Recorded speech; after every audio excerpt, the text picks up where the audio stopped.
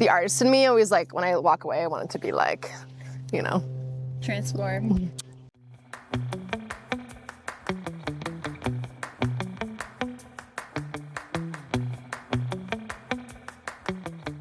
Hi, my name is Brett Rousseau here at Hoyt Arboretum. Today I'm going to demonstrate a structure prune on this small tree. I'm excited to talk about structure pruning for a number of reasons. A lot of the pruning that arborists do is a reaction to either large tree failures or trees being planted in the wrong place. And it's really one of the best ways to set up the tree for success. Ideally, we're giving the tree a couple years in the ground to get settled, and then we're gonna start structure pruning after it's been in the ground for 2 years up until about like 10, 15 years. And then ideally, we're kind of letting it go on its own. This tree is growing fast and it also has some kind of major red flags, so I'm gonna go ahead and structure prune it now. A couple reasons why we wait to prune the tree and not doing it at the time of planting. The plant hormone that encourages root growth is actually housed in the tips of a plant. So if I were to go and start pruning these tips at the time of planting, we're reducing the tree's ability to establish good roots and get settled. I also like to give the tree some time to get used to its new space. It's responding to the sunlight, to the aspect. The variety is going to affect how it grows, and I like to give it some time to kind of figure out how it wants to grow and who it wants to be before I start making edits. There's a lot of nuance to structure pruning, so I'm just going to talk about some of the basic principles and major red flags, and know that every project is going to be species dependent and context dependent, so you're going to want to kind of make decisions that are specific to the tree and how it's growing. We're setting the tree up for good structure while removing as little leaf matter as possible. The leaves are the food producers for the tree, so just keep that in mind and don't take off too much at any one time. So when I get started, the first thing I like to do is walk around the tree, full 360, look at its form from all sides. I'm also going to be looking around, seeing where the sun is, where the south is, if there's any trees that are going to be a competition. The tree is going to trend towards the sunlight, so whether that's growing towards the south or going for a pocket in the canopy, and that's going to inform my pruning decision. If I'm deciding between two stems, I would choose the one that's more leaning towards the north, knowing that it's going to grow in that southern direction.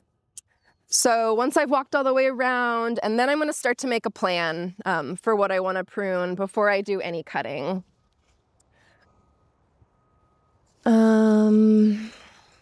Okay. The biggest red flags with structure on a tree are when there is codominance happening. So that is when a tree has two leaders and they're kind of growing at the same pace and they're competing with each other. This can lead to major problems down the road. Trees are more likely to split at that union. So what we want to do is have one central strong leader. One central leader is going to be more structurally sound. So as you can see here, this has two leaders that are at the same height. So I'm going to want to pick one to be my main leader, and I'm going to reduce and prune out the other one.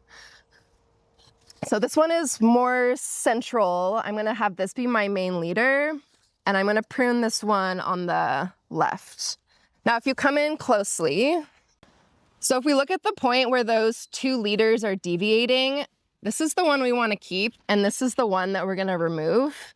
This is getting too large in girth. So one of the ways that we can discourage that is by reducing the growth that's happening on that stem.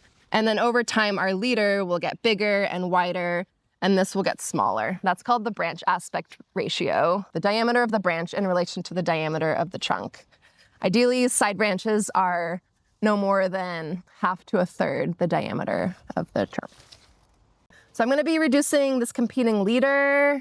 I'm also looking at some of this other side branching, and then I come down low. So we have the leader, we have scaffold branches. These lower branches will come off in the future, but in the short term, they are feeding the trunk, and that's kind of encouraging good trunk taper.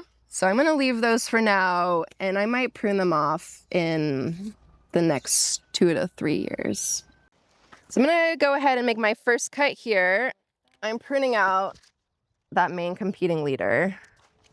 I also want to remove a little bit more from that side branch to discourage its growth from being too large.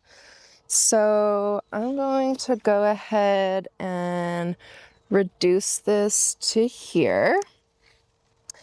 Maples are oppositely arranged, so if I make this kind of cut, both buds are going to sprout out, and I really just want this outward bud.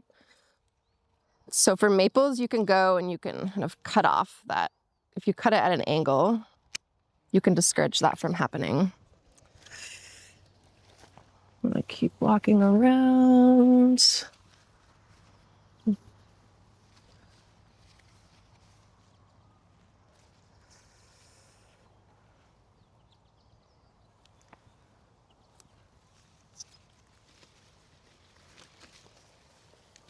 So I'm gonna remove that branch. So now you can see that this tree has a clear central leader. Its competition has been reduced. This side branch over here, I'm just gonna keep an eye on this, and it may get too large over time, but I also don't wanna remove too much foliage at once. So I'm gonna leave that for now. I'm not gonna leave too much of a stub, but I also don't wanna come too close. That looks about good. Okay, so just to recap, this tree now has a central leader. I've reduced some of the side branches. I've left low branches. Those are just gonna be on there in the short term. I will remove them in the future. And now this has 1 growing season, maybe 2, to respond to the structure prune, and then I will come back and see if it needs a follow-up.